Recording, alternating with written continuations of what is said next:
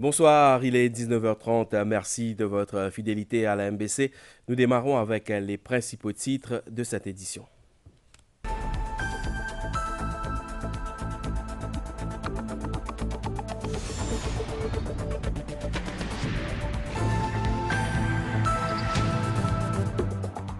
Au Gymkhana à Vakwa ce samedi, le Premier ministre Pravin Kumar Jugnauth annonce la hausse de plusieurs plans d'aide dans la force policière.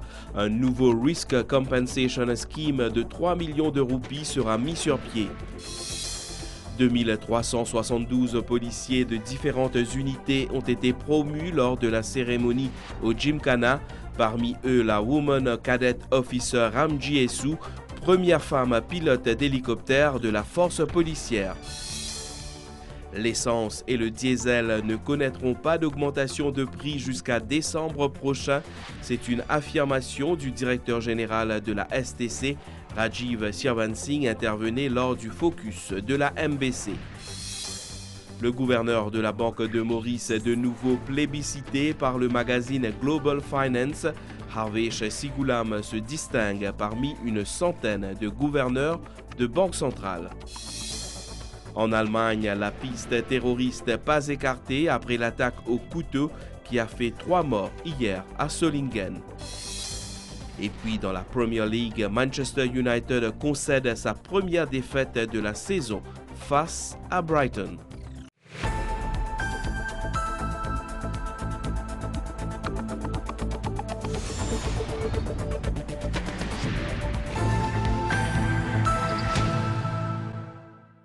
Un nouveau Risk Compensation Scheme de 3 millions de roupies sera mis sur pied à l'intention des familles des policiers décédés dans l'exercice de leurs fonctions. En parallèle, plusieurs autres plans d'aide dans la force policière connaîtront une hausse à partir du 1er octobre prochain. Le Premier ministre Pravin Kumar Jugnauth l'a annoncé ce samedi au Gymkhana à Vakwa, une cérémonie où 2372 policiers de différentes unités ont été promus et 278 autres ont reçu le President's Long Service and Good Conduct Medal. Pravin Kumar Jugnauth a réitéré le soutien du gouvernement à cette institution qu'il qualifie de vitale et a salué les proches des policiers pour leur soutien. En tant que Premier ministre, il précise qu'il veut que chaque citoyen puisse vivre en paix et en sécurité.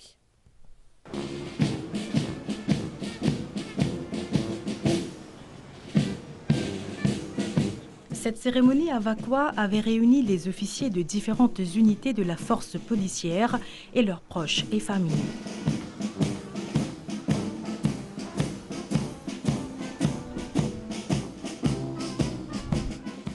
À son arrivée, le Premier ministre, accompagné du commissaire de police, s'est rendu sur le dé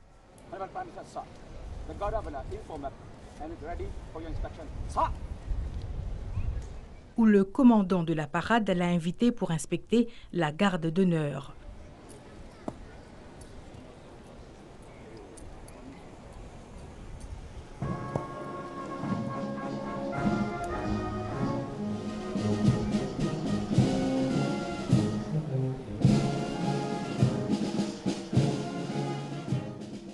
Dans son discours, le Premier ministre a salué les officiers pour leurs efforts dans le maintien de la paix et de la stabilité dans le pays et a annoncé, entre autres, un nouveau Risk Compensation Scheme. N'a pas aucune compensation qui est capable de remplacer une perte. Mais seulement, nous là pour essayer d'apporter nous l'aide. Et essayer autant que possible d'apporter nous compassion. Et essayer de diminuer la peine dans qui cette famille-là trouve. C'est pourquoi nous pouvons revoir sa compensation qui, si déjà est là, et aujourd'hui, nous pouvons venir de l'avant avec un nouveau système de compensation, un Risk Compensation Scheme, pour les policiers qui malheureusement perdent la vie ou blessés dans l'exercice de cette bonne fonction. Si un policier est décédé, sa famille pour gagner une compensation fixe de 3 millions de roupies au lieu de 6 ans de salaire jusqu'à un maximum de 2 millions de roupies.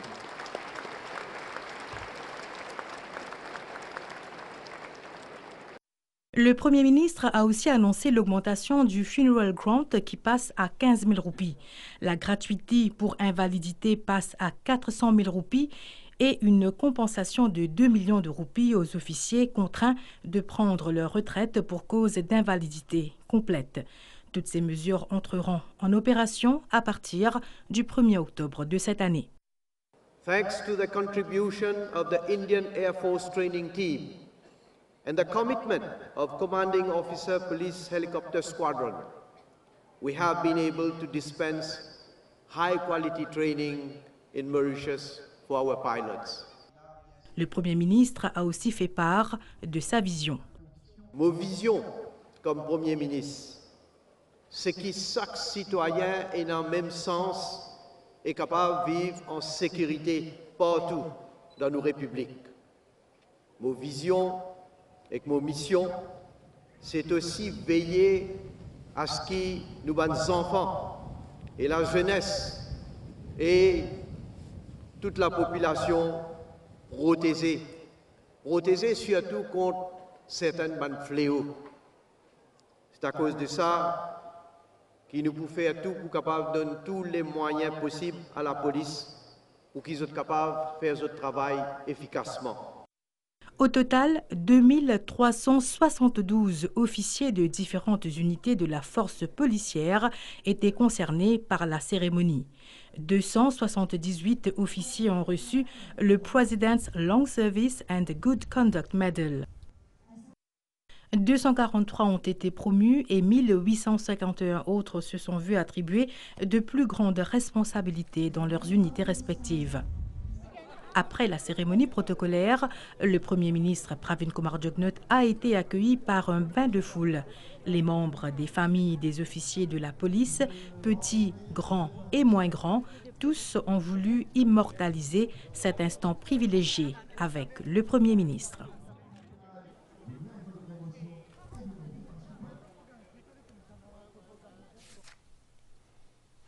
Les policiers nouvellement promus comptent une vingtaine d'années de service au sein de la police, des années dédiées à servir le pays et à assurer la paix et la sécurité dans la République. Également promue aujourd'hui, la Woman Cadet Officer Ramji Essou, qui devient la première femme pilote d'hélicoptère de la force policière.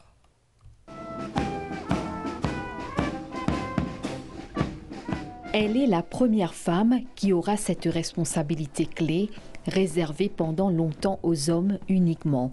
Elle sera pilote au sein de la force policière. C'est en 2019 que la Woman Cadet Officer Ramji Essou a entamé sa carrière. C'est le Premier ministre Pravin Kumar-Jugnauth qui lui a conféré la distinction intitulée Flying Wings. Nous avons un training initial à la SMF, après mon poste hélicoptère squadron. Mais le next step, c'était de faire un petit test en Inde. C'est un grand honneur parce que pour gagner une opportunité comme ça, c'est pas donné à tout le monde, c'est pas tous les jours qu'on a ça. Et c'est un défi aussi? Oui, définitivement. Avant, je ne sais pas si trop si c'est un défi ou pas, mais quand je me rentre là-dedans, c'était vraiment un défi. Et toujours les hauts et les bas, mais avec persévérance, on a pu y faire. Un sentiment de fierté et puis elle est la seule fille qui accomplit ça. Grâce à Dieu, tout passe bien et aujourd'hui il est là. Je suis très excité en vue du parcours qui lui est réservé. Je suis fier de ce qu'elle a accompli. La montée en grade de ces éléments de la force policière va de pair avec l'engagement du gouvernement pour continuer à les soutenir dans leur mission de protéger chaque citoyen. Nous remercions le Premier ministre, le commissaire de police, pour cette initiative qu'ils prend pour donner sa promotion-là et de faire confiance à la force policière. Un sentiment de fierté, donc extrêmement fier de ce achievement aujourd'hui. Un sentiment fier et le travail qui m'a accompli. Notre Premier ministre, il promeut tout comme sergent et à ce promesse qu'il dit, tout le monde qui est dans 20 ans de service, il promeut tout. Je remercie beaucoup. Le parcours de la femme au sein de la force policière cadre avec l'évolution et le progrès et elle a désormais une place solide dans ses rangs. Ça fait très plaisir après 23 ans dans le service. Donc, comme promis au tout début, qui m'a servi le pays, mais ça va continuer. C'est un nouveau challenge. Quand il annonce moi sa nouvelle là, j'ai un gros frisson parce qu'il me rappelle que quand les tirantes policiers, comment nous sommes tout excités, nous accompagnons justement ici même. Cette cérémonie a aussi été marquée par des échanges entre ceux qui ont été promus et le chef du gouvernement. Un moment mémorable pour ces éléments de la force policière et les membres de leur famille.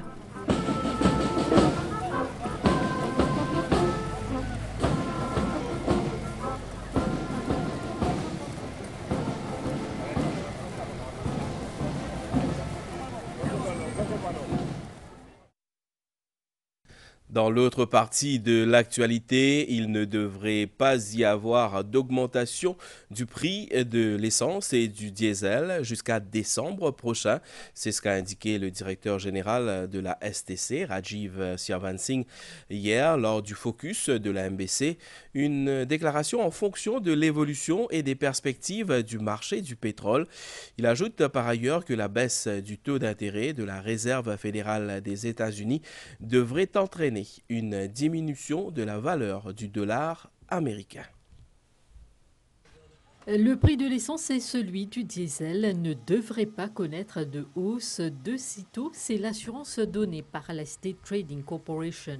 Je ne peux pas penser qu'il y ait une augmentation du prix de l'essence ou du diesel entre maintenant et la fin de l'année. Qu'il y ait une baisse, ça ne peut pas dire parce que c'est un autre calcul qui fait. Mais tout paraît dire qu'il en tout cas pas pour une augmentation, leur base, tout bonne données, tout bon chiffre qui nous peut contrôler, qui nous peut trouver aujourd'hui, qui nous peut lire, qui nous peut étudier. Les prix des produits de base, comme celui de tout autre produit importé, sont fortement influencés par le coût du fret. Ces derniers temps, une baisse a été notée dans le coût du transport maritime. Nous avons fret, comment dire, l'Asie Maurice est basé à 1200 à 1500 $, et il est là à 10 000 $, après Covid et après Covid. Et puis il est stabilisé à 2000 2500 $, qui est un fret raisonnable. L'autre chose qui a affecté nos fret dans Maurice, c'est que Maurice est beaucoup dépendant de l'importation. Volume de l'importation énorme. L'autre chose encore, Maurice dépend beaucoup de la consommation humaine, même dépend beaucoup de l'importation. C'est supply and demand, et il y a beaucoup de demandes de fret vers pour lui. Quand le commerce mondial peut affecter, et les compagnies maritimes, je peut affecter. Le fret là, il vient 8 000 $, il vient 6 000 $, nous attendons qu'il peut baisser encore. L'annonce d'une baisse du taux d'intérêt par la Réserve fédérale américaine est attendue dans un proche avenir, ce qui aura un impact sur le dollar. Il y a toute bonne indication qu'en septembre, la Fédérale Réserve aux États-Unis pour baisser le taux d'intérêt le dollar. Apparemment, aujourd'hui, la question n'est plus pas pour baisser ou pas pour baisser. Et pour baisser, la question c'est est-ce qu'il peut baisser pour 25 basis points ou bien pour baisser pour 50 basis points. Ce qui normalement, bizarrement, baisse dans le coût du dollar. C'est le président de la Réserve fédérale américaine, Jerome Powell, qui a indiqué que cette baisse était envisagée en réponse au ralentissement de la croissance économique. Il est temps d'adapter les politiques. La direction est claire, le moment ainsi que le rythme des réductions des taux dépendront des nouvelles données et de l'évolution des perspectives en matière de risque. Lors de l'émission Focus, il a également été question des initiatives visant à renforcer l'autosuffisance alimentaire à Maurice. Cette nouvelle distinction pour le gouverneur de la Banque de Maurice pour la deuxième année consécutive, Harvesh Sigoulam, est plébiscitée pour sa performance par le magazine Global Finance qui lui octroie un A. Cette note est attribuée pour la gestion de l'inflation et des taux d'intérêt. Maurice se distingue parmi une centaine de pays. Harvesh Sigoulam reçoit la note A pour la deuxième année consécutive dans le Central Banker Report Cards 2024. Cette liste, publiée annuellement par le magazine Global Finance depuis 1994, évalue les gouverneurs centraux d'une centaine de pays à travers le monde. Maurice fait partie des pays ayant obtenu la note A sur une échelle de A+ à F. 3 pays, en l'occurrence le Danemark, l'Inde et la Suisse, ont reçu la note A+. Les principaux critères pour l'attribution de cette note sont la gestion du taux d'intérêt et de l'inflation, la stabilité de la roupie comme devise et l'accomplissement des objectifs de développement économique. En comparaison à ce que c'était il y a 1 an ou 2, les taux d'inflation sont en train de diminuer et c'est en grande partie grâce à la lutte que mène de façon acharnée la Banque centrale pour diminuer les taux d'intérêt. Ainsi, c'est en recognition de toutes ces actions de la part de la Banque centrale mauricienne par le biais de son gouverneur qu'aujourd'hui la Banque centrale s'est vue octroyer la note de A par Global Finance. Le fondateur du magazine Joseph Garaputo dit que ce classement honore ses dirigeants bancaires dont les stratégies ont surpassé ceux de leurs confrères à travers leur originalité, créativité et ténacité. À noter qu'une quinzaine de pays, dont parmi le Canada, les États-Unis, la Norvège et la Suède, ont reçu un A-. Revenons à présent sur les décisions du cabinet ministériel hier. L'exécutif a donné son accord pour que Maurice signe la charte du Colombo Security Conclave. Cette charte définit le fonctionnement du conclave en établissant les principes fondamentaux à être observés par les États membres, incluant le respect de la souveraineté et de l'intégrité territoriale, entre autres. Le cabinet a approuvé que le ministre des Finances signe l'adhésion de Maurice à la déclaration de l'OCDE sur l'investissement international et les entreprises multinationales. Maurice devient ainsi le premier pays subsaharien à adopter cette déclaration, bénéficiant ainsi de plusieurs avantages, dont une meilleure transparence des régimes d'investissement, l'accès aux évaluations de l'OCDE et un meilleur accès aux chaînes d'approvisionnement mondiales. L'exécutif a pris note de la création d'un comité sur le Mpox au sein du ministère de la Santé et du Bien-être pour suivre l'évolution de la maladie à l'échelle mondiale. Ce comité veillera également au renforcement des mesures de surveillance aux points d'entrée tels que le port et l'aéroport. Et puis, un atelier organisé par le ministère de l'Égalité des genres et du bien-être de la famille en collaboration avec la Southern African Development Community se tiendra du 27 au 30 août prochain à Maurice. L'objectif est de créer un plan d'action national pour mettre en œuvre l'agenda Femmes, Paix et Sécurité en ligne avec la résolution 1325 du Conseil de sécurité de l'ONU. L'équipe d'Ensam avec CSU était à Grand-B ce samedi lors de l'émission radiophonique. Les intervenants ont parlé des mesures prises dans la fonction publique. Il a aussi été question de la mise en œuvre du prochain rapport du Pew Research Bureau. Des représentants de divers organismes étaient sur place pour répondre aux doléances des habitants. Comme chaque semaine, des Mauriciens ont eu l'occasion de bénéficier des services proposés par les différents ministères et départements à travers la Citizens Support Unit. Ce samedi, l'événement s'est tenu au cœur de ville à Grand-B. Certains sont venus pour s'informer, tandis que d'autres pour déposer des plaintes. On trouve un tas de services et ça, on trouve ça top, capable, rapproche le peuple avec tout ce service-là. CSU, tout problème qui m'a dit, fur et à mesure, il résout tous mes problèmes. Je remercie qui fait tout ce travail-là, tous les endroits. Et aujourd'hui, il y a une grande baie, il y a une grande chose pour nous. Ce samedi, les intervenants ont expliqué la mise en œuvre du rapport du PRB en mettant en avant l'engagement d'un gouvernement à l'écoute des besoins de la population. Et avec sa rectification salariale-là, qui basique salaire pour augmenter, et en même temps, pour gagner PRB, ça veut dire là, nous ne pouvons pas gagner 13e mois, nous gagnons 14, 15e mois dans l'année prochaine. c'est un travail, un respect pour les fonctionnaires qui Premier ministre. L'occasion de détailler les développements en cours pour améliorer la qualité de vie des habitants de la région. Dans circonscription numéro 6, ça problème de là, il y a un peu plus grave qui est de place, plusieurs bons rôles qui peuvent faire. Quand là, nous pouvons alimenter la circonscription. Alors, il est important qu'il nous peut faire changement sans mentir là. La CSU s'engage activement dans la lutte contre la drogue avec la collaboration des autorités et des ONG pour éradiquer ce fléau. La semaine prochaine, la CSU sera présente au Tribeca Mall à Trianon. Je vous retrouve après la pub. On parlera du secteur du transport.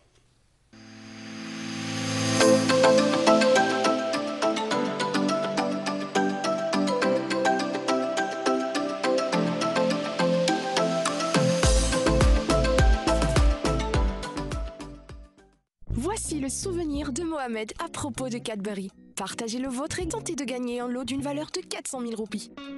Achetez 2 tablettes vintage de Cadbury Dairy Milk. Visitez cadbury.africa et entrez votre code unique qui se trouve à l'intérieur de chaque emballage. Offre soumise à condition. There's always been a glass and a half in everyone. En février, l'outil lance nouveau carte d'identité. Aster, Mobile ID PVD. Il y a une version ou carte d'identité non portable. Ni ou soit pour une Mobile ID ou non, n'est pas obligatoire. Si vous avez une Mobile ID, vous pouvez downloader l'application ou pour capable servir comme une preuve d'identité, pareil comme encore.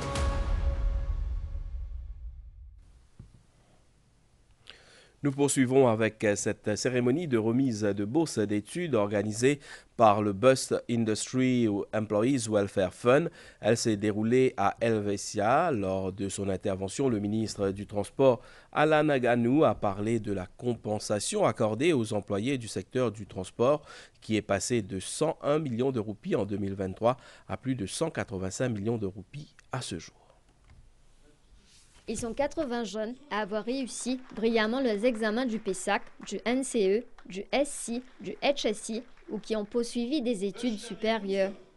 Ils ont tous reçu des médailles, des certificats et des subventions allant jusqu'à 15 000 roupies par an. Les gagnants d'un tournoi de domino ont aussi reçu des trophées et des cash prizes. À souligner que depuis 2008 jusqu'à présent, les familles de 553 employés ont bénéficié de ce fonds dédié à l'éducation. Quand nos enfants passent ce CPE, nous donnons un cash gift de 6 000 roupies. Ils passent ce Forme 3 maintenant. Nous donnons un cash gift de 8 000 roupies. Ils arrivent Forme 5, nous donnons un cash gift de 10 000 roupies. Arrivant HSI, nous donnons un cash gift de 15 000 roupies. Maintenant, si nos enfants sont lauréats, nous donnons un cash gift de 20 000 roupies. Quant au ministre Alan Ganou, il est revenu sur la numérisation prochaine des procédures pour la vente des véhicules. Digitaliser ça veut dire que nous avons registre général building directement, vérifier si pas il n'y a aucun problème sur l'auto, il n'y a pas de douane en rien, il gagne sur papier gaz et là, il paye la même, il reste sur l'auto, après ça il y a le prend sur horsepower NTA. Ça veut dire que nous pouvons raccourcir le process. Plusieurs mesures ont été également annoncées pour renforcer la sécurité routière. Elles ont subi divers types de violences de la part de leurs conjoints, agressions physiques, menaces ou encore humiliations, mais elles ont su se reconstruire et reprendre leur destin en main. Des victimes de violences domestiques ont récemment complété une formation en coiffure et en esthétique. Elles ont reçu leur certificat des mains de la ministre Kalpana Kunjusha. La cérémonie de remise des certificats pour les femmes victimes de violences domestiques marque une étape cruciale dans leur réhabilitation. Après avoir traversé des épreuves difficiles, elles ont choisi de se reconstruire et de reprendre leur destin en main. Moi, je me dis à madame qui nous pas garde son certificat là encore de leur bois pour faire joli, que nous servir, que nous viennent débouter les autres pieds. We empower a woman, we empower a society, we empower a family. Dans ces jours de travail-là, nous avons beaucoup de formations. Nous encourageons madame, nous tirons, de nous croire que nous t'aider pour qu'ils nous capables de bouter nos propres pieds. Les témoignages des participantes illustrent l'impact transformateur de cette initiative du ministère de l'Égalité des genres et du MITD qui ont offert non seulement une formation, mais aussi un environnement de soutien pour ces femmes. Nous donnons l'opportunité pour améliorer la vie et aussi qu'ils puissent participer sur le marché. La meilleure façon qu'ils nous capables de réintégrer la société, c'est à travers un travail, que nous sommes indépendants financièrement.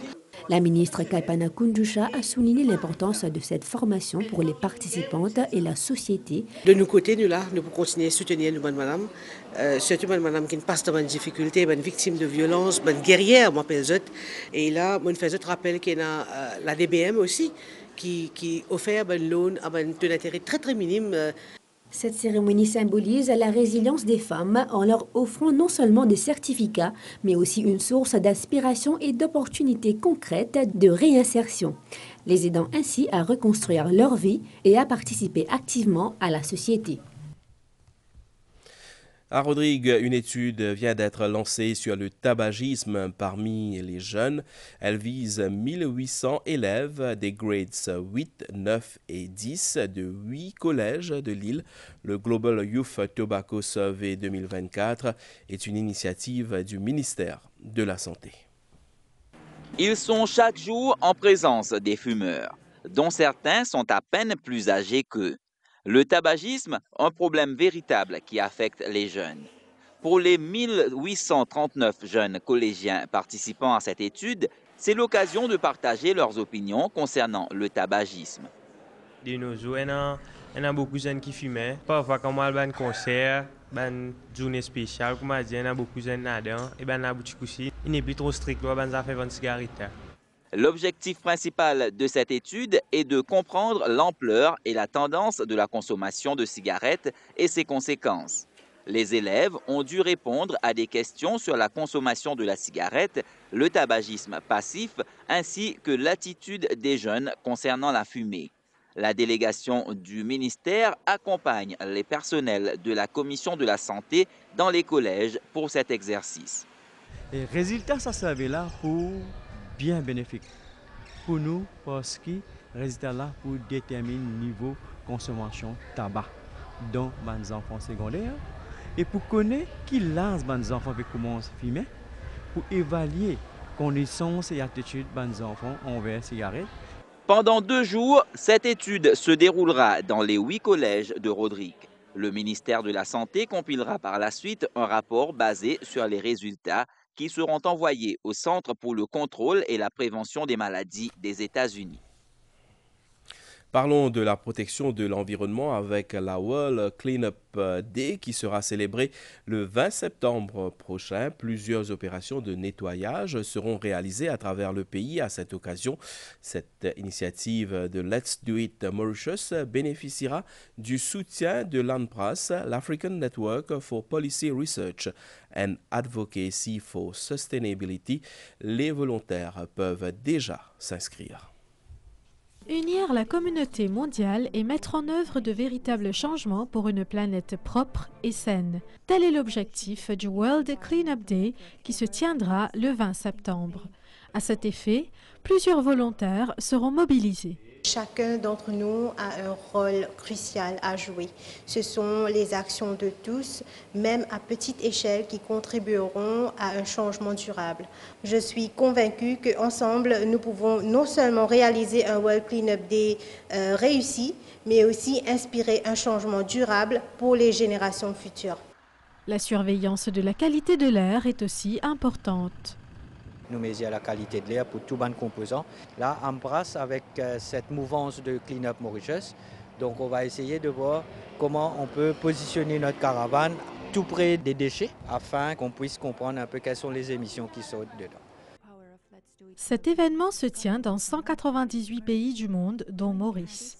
L'objectif est d'encourager au moins 5% de la population mondiale à adopter un meilleur comportement pour la gestion des déchets. La semaine culturelle iranienne se tient jusqu'au 31 août au château Valory à Mocha. Ce château qui a été rénové accueille des exposants iraniens. Parmi les produits exposés, il y a des épices, des friandises, des sculptures et aussi des tapis iraniens.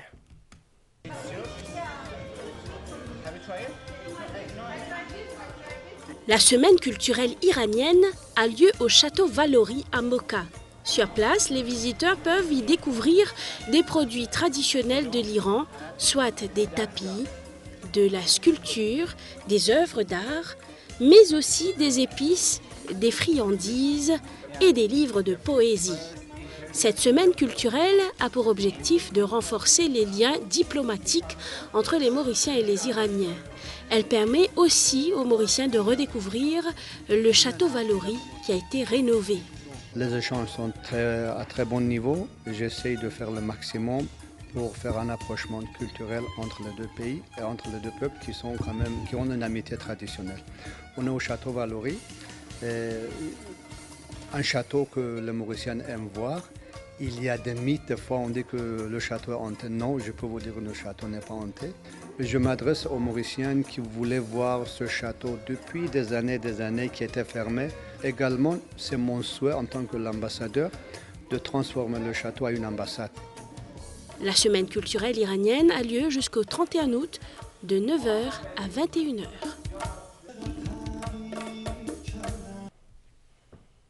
Ce 24 août marque le 33e anniversaire de l'indépendance de l'Ukraine.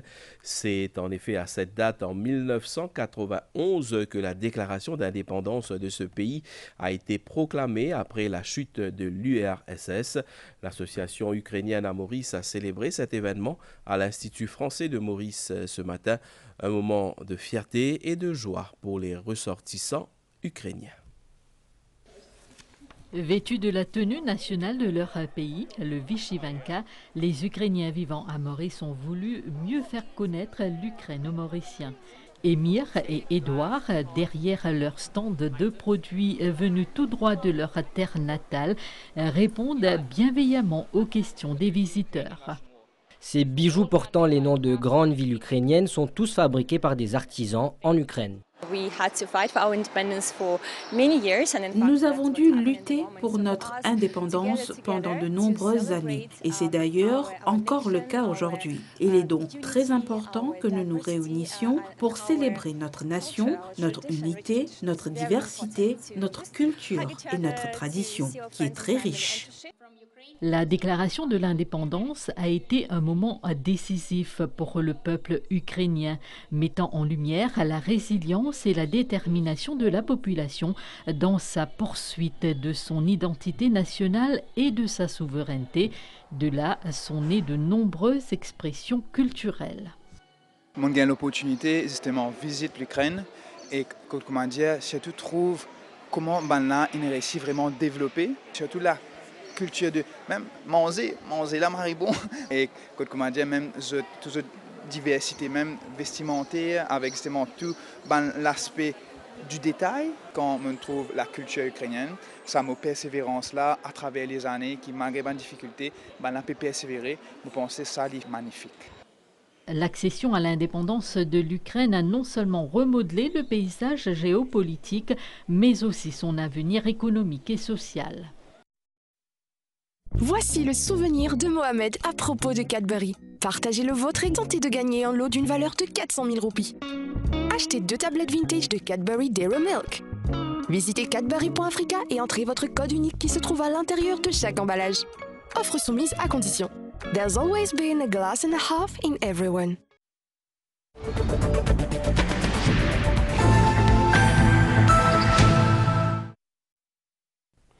Et hier, à la veille de l'anniversaire de l'indépendance de l'Ukraine, Volodymyr Zelensky a accueilli le Premier ministre indien Narendra Modi à Kiev. Cette visite s'inscrit dans le cadre des efforts visant à mettre fin à la guerre entre la Russie et l'Ukraine. La presse indienne souligne que Narendra Modi est l'un des rares dirigeants à s'être rendu personnellement à Kiev et à Moscou pendant la guerre. Le Premier ministre indien Narendra Modi a été accueilli par le président ukrainien Volodymyr Zelensky vendredi à Kiev dans le cadre d'une visite historique. Le but est de renforcer les efforts diplomatiques pour résoudre pacifiquement l'invasion russe de l'Ukraine. Les responsables ukrainiens et indiens ont présenté la visite comme un moyen de renforcer les relations économiques et diplomatiques du pays après un précédent voyage de Narendra Modi en Russie. Selon Narendra Modi, le seul moyen de résoudre les problèmes est le dialogue et la diplomatie. L'Inde est prête à apporter sa contribution proactive. Le dirigeant indien a appelé l'Ukraine et la Russie à s'asseoir sans délai à la table des négociations, se disant prêt à apporter sa contribution à toute initiative de paix en tant qu'ami. Tout récemment, je me suis rendu en Russie pour une réunion. J'ai insisté qu'aucun problème ne peut être résolu sur le champ de bataille. La solution se trouve que par le dialogue et la diplomatie. À la veille du jour de l'indépendance, cette visite est vraiment conviviale et importante pour tous les Ukrainiens. De son côté, Volodymyr Zelensky a souligné que l'Inde et l'Ukraine étaient parvenus à un accord sur 4 documents dans le domaine médical, la coopération agricole, les relations humanitaires et la culture. En Allemagne, les autorités recherchent un homme soupçonné d'être l'auteur d'une attaque au couteau qui a fait 3 morts et 4 blessés graves hier soir pendant une fête dans l'ouest du pays. Les faits se sont déroulés à Solingen, une commune de 150 000 habitants non loin de Düsseldorf. Selon le porte-parole de la police, l'agresseur a poignardé des personnes au hasard. Sur les réseaux sociaux, les enquêteurs ont appelé la population à leur fournir tout renseignement, y compris des photos et des vidéos permettant d'aboutir à l'arrestation du suspect. La police allemande a annoncé aujourd'hui avoir arrêté un jeune de 15 ans en relation avec cette attaque. La police indique aussi que le motif de l'attentat n'est pas encore clair et qu'elle ne peut pas exclure un motif terroriste. Aux États-Unis, Robert Kennedy Jr., candidat indépendant à l'élection présidentielle, s'est officiellement retiré de la course hier et a appelé à voter pour Donald Trump. Selon les sondages, l'impact du soutien de Robert Kennedy Jr. sur la campagne de l'ancien président républicain reste incertain. Un diamant d'une taille exceptionnelle a été découvert dans une mine du Botswana. L'annonce a été faite par la compagnie minière canadienne Lucara en fin de semaine. Le diamant de 2492 carats serait le deuxième plus gros au monde. Cette découverte est en grande partie due à une technologie récente de détection par rayon X qui permet d'extraire de plus grosses pierres précieuses du sol sans qu'ils se brisent en morceaux.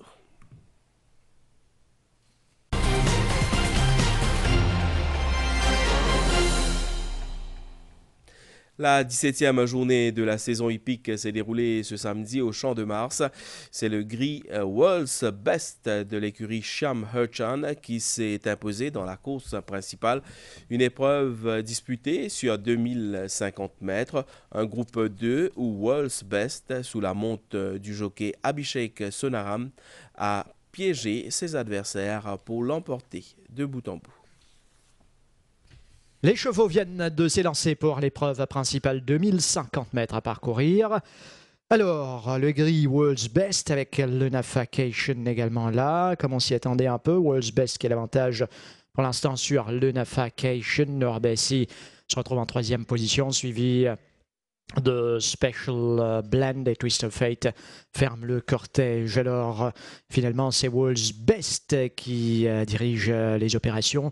Une longueur d'avance, World's Best monté par Abhishek Sonaram devant le Nafakation Jean-Roland Boutanive qui se cale juste à l'extérieur.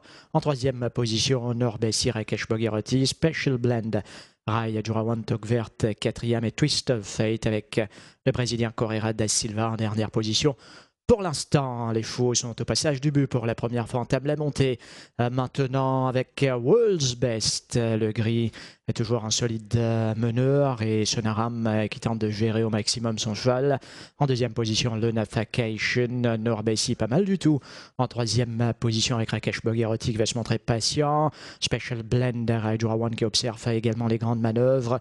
Et en retrait, Twist of Fate qui va attendre lui également son heure. En descente, environ 900 mètres à parcourir maintenant dans cette épreuve. Ça ne devrait plus tarder à s'animer avec World's Best qui a toujours le meilleur sur le Nafakation, se rapproche légèrement à son extérieur.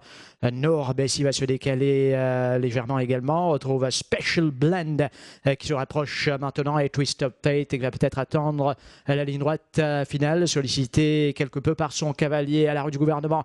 400 mètres environ à parcourir maintenant pour World's Best. Le Nafakation, Norbessi sera très dangereux si ça s'ouvre devant lui. Special Blend lancé, Twist of Fate également va commencer son effort à l'entame du dernier virage avec World's Best sous la menace de Special Blend à l'extérieur. Twist of Fate qui verse vers l'intérieur. World's Best, Special Blend et Twist of Fate tentent de s'amener. World's Best a toujours l'avantage. Cependant, World's Best va réaliser le bout en bout devant Special Blend, Twist of Fate. Norbessi à le Nafakation. La 4e édition du Red Bull Win Riders s'est tenue à Maïbourg, un rendez-vous qui a réuni les passionnés de kitesurf et de wingfoil. Ils étaient une quarantaine à s'affronter. Le spectacle était au rendez-vous. Les passionnés de kitesurf et de wingfoil avaient rendez-vous pour le Red Bull Win Riders. Des kites et des wingfoil. Donc on a fait 2 courses aujourd'hui. On va combiner les résultats des 2 courses pour avoir donc notre champion de la journée. Le kite, c'est le grand cerf-volant là, je pense que beaucoup de gens connaissent. Le wing, c'est un tout nouveau sport, ça date d'à peu près 5 ans. Et la particularité du wing, c'est qu'on tient une voile dans les mains. Ça ressemble un petit peu à de la planche à voile. Mais sous la planche, on a un hydrofoil. C'est la 5e édition qu'on a. Cette année-ci, on a échangé. Bon, il y a quelques concepts qu'on a peaufinés. On est à 48 participants qui viennent de tout autour de l'île, au fait. Une journée entre compétition et détente. L'occasion pour les participants, en masculin et féminin, de se faire plaisir. Parmi, Jean de Felbert, de retour des Jeux Olympiques. On fait rentrer cette semaine-là. C'est une marée l'expérience. Franchement, on va participer à un event de sa grandeur-là. On va pas imaginer même dans qui je peux aller. Mais mon mari est content, mon mari est fier, mon fils représente mon pays là-bas. Première fois kitesurf dans les Jeux Olympiques. C'est ma première Red Bull Festival à Maurice et bien passé, Marie passé. La journée formidable, plein de gens merveilleux et plein de niveaux aussi et c'était fabuleux. C'était magnifique avec des conditions parfaites, une belle course et une très bonne organisation. Les passionnés de cette discipline continueront de se perfectionner en attente d'autres rendez-vous, notamment sur le plan local. En Premier League, le coup d'envoi du 2e acte a été donné ce samedi. 6 rencontres ont été disputées jusqu'à maintenant. Notez principalement que Manchester United a subi sa première défaite de la saison. Les Diables Rouges se sont en effet inclinés sur la pelouse de Brighton, 2-1. Welbeck a ouvert le score pour les Seagulls à la 32e minute. Diallo a égalisé pour Manchester United à l'heure de jeu et c'est Joao Pedro qui a offert les 3 points à Brighton à la 95e minute.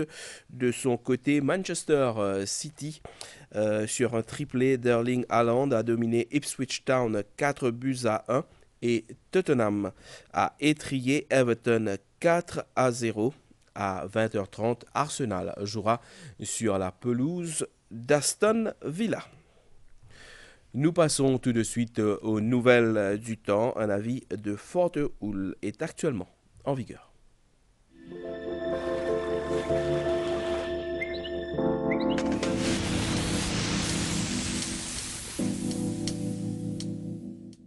Un avertissement de forte houle est en vigueur à Maurice et à Rodrigue et une veille de forte pluie est en vigueur à Rodrigue. Les prévisions pour Maurice, après un temps pluvieux dans la soirée à l'est et sur le plateau central, le temps sera essentiellement beau durant la nuit. La température minimale variera entre 13 et 15 degrés sur le plateau central et entre 17 et 20 degrés dans les régions côtières. Le temps sera mi-couvert demain avec des pluies fines sur les hauts et les versants au vent. La température maximale sera inférieure à la moyenne saisonnière et variera entre 19 et 22 degrés sur les plateaux centrales et entre 23 et 25 degrés sur le littoral. Le vent soufflera du secteur sud à environ 25 km/h avec des rafales de 50 km/h, se renforçant davantage demain avec des rafales pouvant atteindre 70 km/h aux endroits exposés. La haute mer est très forte avec des houles de 5 mètres. Ces vagues influenceront les lagons principalement à l'ouest, au sud et à l'est et pourraient déferler le long des zones côtières en basse altitude lors des marées hautes. Il est fortement conseillé aux pêcheurs, aux plaisanciers et au public en général de ne pas sortir en mer et de ne pas s'aventurer le long de ces plages. À Rodrigue, le temps sera nuageux cette nuit et tôt demain matin avec des averses qui seront modérées à fortes par moments. Elles seront accompagnées d'orages. La température minimale variera entre 18 et 21 degrés et la maximale entre 23 et 26 degrés. Le temps s'améliorera graduellement au cours de la journée. Le vent sera léger et variable cette nuit et soufflera du secteur sud demain à environ 25 km/h avec des rafales de 60 km/h.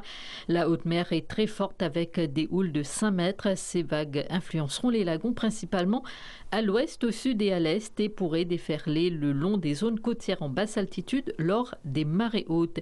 Il est fortement conseillé aux pêcheurs, aux plaisanciers et au public en général de ne pas sortir en mer et de ne pas s'aventurer le long de ces plages. Et puis à Agalega, temps nuageux avec des averses qui seront modérées par moments avec des risques d'orage. La température minimale sera d'environ 24 degrés et la maximale d'environ 29 degrés. Le vent soufflera du sud-est à environ 30 km/h avec des rafales de 60 km/h. La mer sera forte avec des vagues de 3 mètres. Il est déconseillé de faire des sorties en mer. En cas d'orage, il est conseillé au public de rester à l'abri et d'éviter les plaines, les sorties en mer. Il ne faudra pas non plus s'abriter sous les arbres.